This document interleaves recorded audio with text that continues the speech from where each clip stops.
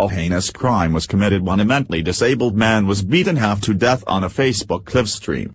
For some time now the victim and his family have been awaiting justice in the court system. The perpetrator pleaded guilty on Friday to the hate crime and was officially sentenced to 4 years of probation. The perpetrator was 19-year-old Brittany Covington, who pleaded guilty. She was one of 4 people who partook in this attack who were caught on camera using profanities and taunting the man for being disabled, white, and a Donald Trump supporter. The family was informed of his capture shortly after it began. They received text messages from the 4 individuals who were African Americans claiming their son was being held hostage. Fox News reported, "The victim disappeared in January and his family said they received text messages from him claiming he was being held hostage." Jordan Hill, one of the 4 friends charged, picked the victim up at a McDonald's in Streamwood in a stolen van.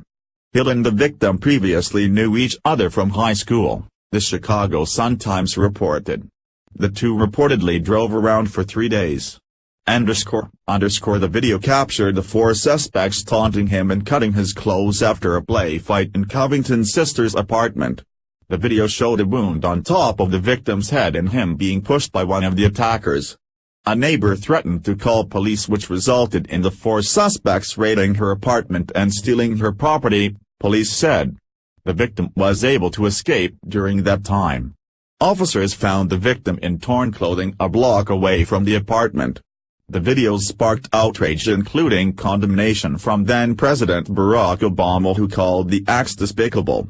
Covington has been behind bars since January when the video, which she narrated, surfaced. Her 3 co-defendants remained in custody and their cases were pending. In exchange for pleading guilty to committing a hate crime, aggravated battery and intimidation, prosecutors dropped the kidnapping charge and others. The judge ordered Covington to not use social media for 4 years. She also must perform 200 hours of community service. The brother-in-law to the victim, David Boyd, told reporters, "We're so grateful for all the prayers and efforts that led to the safe return of our brother. We're fully aware of the charges being brought against the offenders. At this time we ask for continued prayers for all those involved, for our family's privacy as we cope and heal. As well, we appreciate all of the support from everyone. We haven't spoken to anyone but each other. But we've read what's out there and we really appreciate it. This should never have happened." An earlier article about the incident explained more about the initial crime. Excerpts of the video posted by Chicago media outlets showed the victim with his mouth taped shut and slumped in a corner of a room. At least 2 people were seen cutting off his sweatshirt, and others taunt him off camera. The video showed a wound on the top of the man's head.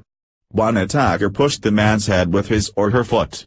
A red band also appeared to be around the victim's hands. He was tied up for 4 to 5 hours, police said. Chicago police initially said the youth was singled out because he has special needs, not because he was white. But authorities later said the charges resulted from both the suspect's use of racial slurs and their references to the victim's disability.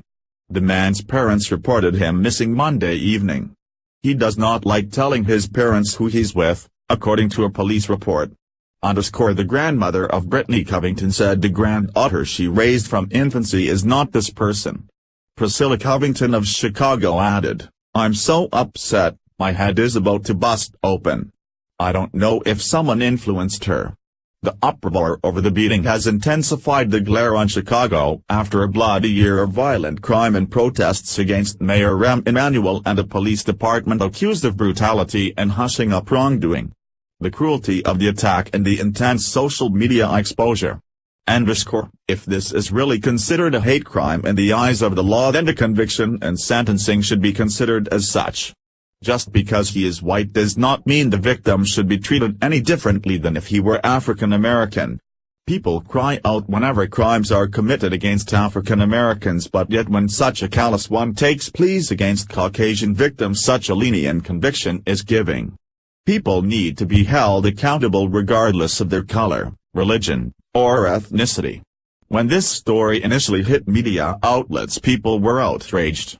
It is the worst of crimes to take advantage of the least advantaged. But to find out that the perpetrators got a terribly lenient sentence makes it all the worse. People deserve to be treated with basic human decency and respect. To think that entitled individuals feel they have a right to do this is disgusting. Share if you agree. Follow us on Facebook at Freedom Daily.